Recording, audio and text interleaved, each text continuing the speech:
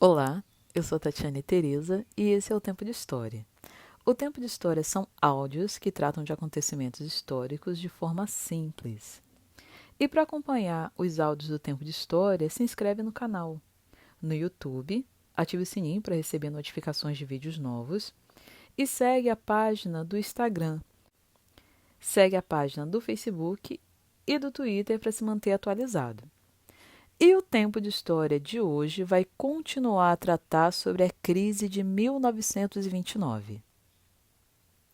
E você pode perguntar: se a crise de 29 aconteceu porque houve uma superprodução, por que o governo norte-americano não impediu a superprodução, exigindo que as empresas diminuíssem sua produção ou mesmo parassem de produzir, para não haver excesso de produtos e os preços não caírem?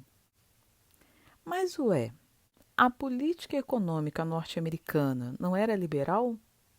O governo norte-americano não adotava o liberalismo? O deixe fazer, deixe passar, que o mundo caminha sozinho?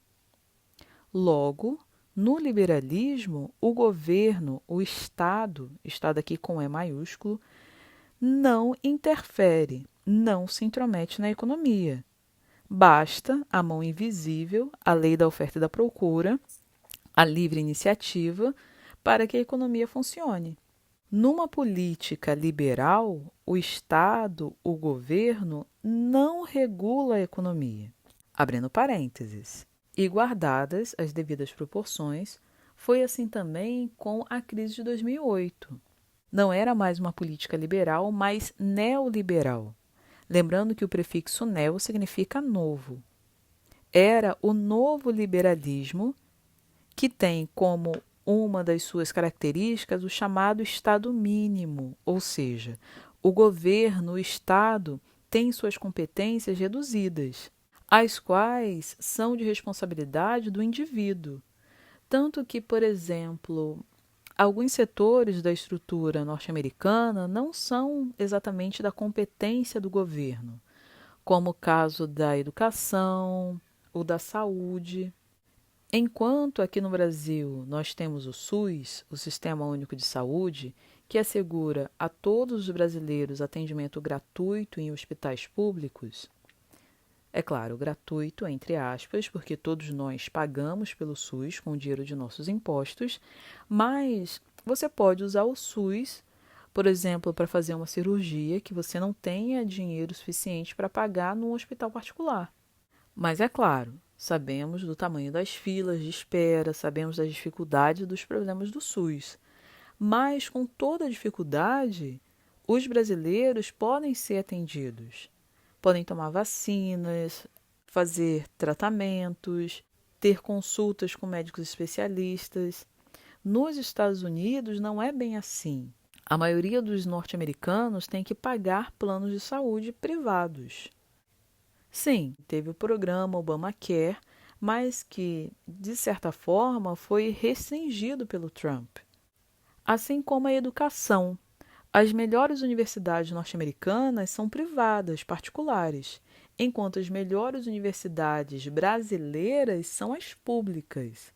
As mais bem avaliadas, não somente no Brasil, e dependendo do curso, na América Latina e num ranking mundial, as universidades públicas se destacam. E é curioso que aqui temos um processo inverso dos Estados Unidos.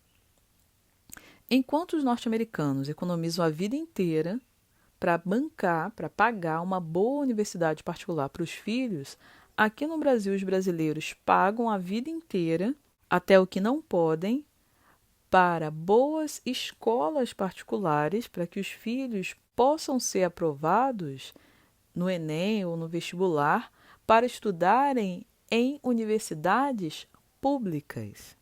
Será que é por isso que muita gente é contra as cotas nas universidades públicas? Ora, eu já polemizando. Calma, não vou levantar essa discussão agora. Só fiz uma singela provocação para ver se seus neurônios estão acordados. Para ver se não dormiram embalados pela minha voz. Agora que tic-tecos estão atentos, voltemos para a crise de 1929.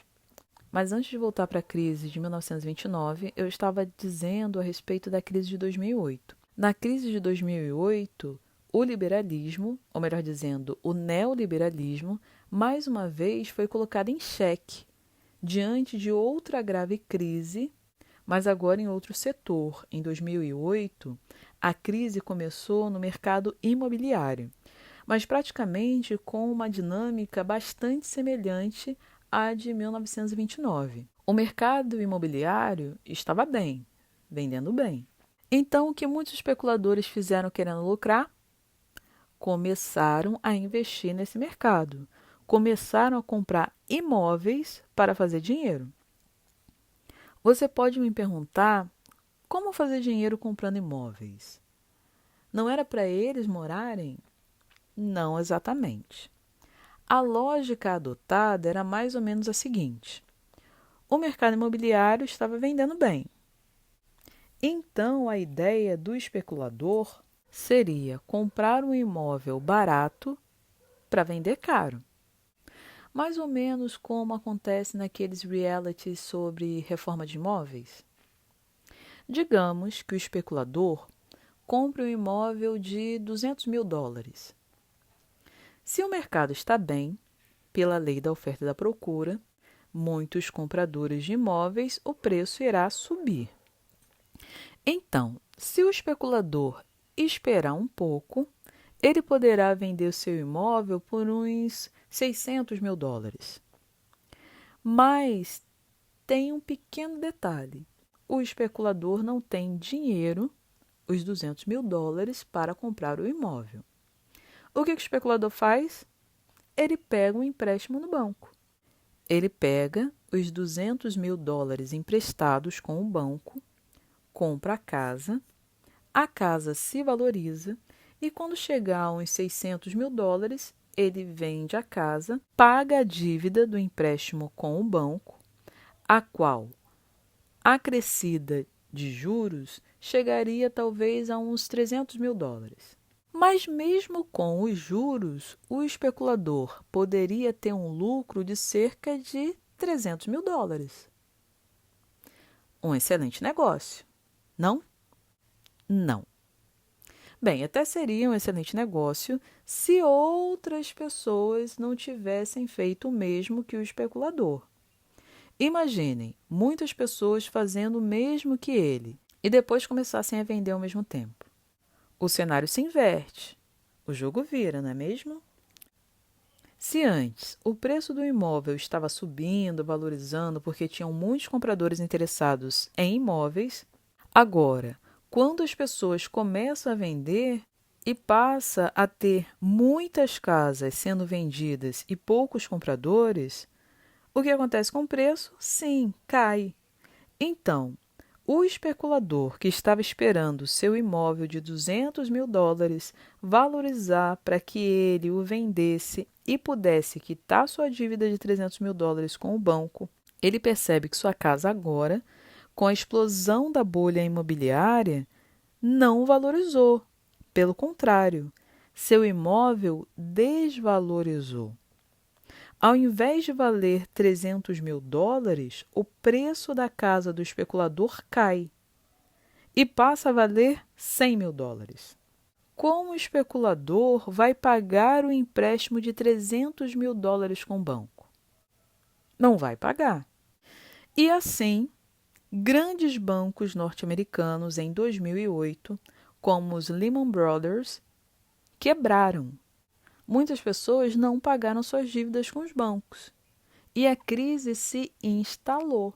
Fechando parênteses. Mas voltemos para 1929. Como eu estava dizendo, a economia capitalista entrou numa década de estagnação, parou de crescer, estagnou. Período que chamamos de Grande Depressão. Abrindo parênteses. Obviamente, foi um período bastante dramático, inclusive com alto índice de suicídio, especialmente de grandes magnatas, ao verem que suas fortunas desapareceram da noite para o dia. Muitos não souberam lidar com a situação de ficarem pobres. Mas não só isso. Como honrariam seus compromissos? Pagariam suas dívidas com fornecedores, suas contas, os salários dos seus funcionários. Então, houve diversos casos de grandes empresários subirem no alto, no topo dos arranha-céus, daqueles altos prédios, como os da ilha de Manhattan, a Big Apple, em Nova York, e se lançarem lá de cima para a morte. Mas é importante chamar a atenção que aqui, quando falamos de Grande Depressão, não façamos uma relação direta com problemas psicológicos de depressão, um estado emocional de depressão. Não que não houvesse pessoas deprimidas. Sim, havia muitas pessoas. Mas aquela foi uma depressão econômica, ou seja, um afundamento da economia. Então, ao invés de fazer uma associação com a psicologia, talvez seja melhor fazer com a geografia. O que é depressão em geografia? Quando há uma depressão num terreno, há um afundamento, causando um desnível. Então, pense num gráfico da economia capitalista entre as décadas de 1920 e 1930. A linha de desenvolvimento econômico estava numa crescente, aumentando. E a partir de 1929, essa linha cai. E na década de 1930, a linha apresenta uma depressão, uma queda. Fechando parênteses. Bem, eu fico por aqui, mas ainda não terminei. Eu vou continuar a tratar a respeito da crise de 1929. E se você ainda não é inscrito, se inscreve no canal Tempo de História por Tatiana e Teresa, no YouTube. Ative o sininho para receber notificações de novos vídeos e segue também a página do Instagram. Segue a página do Facebook e do Twitter para se manter atualizado. Até a próxima!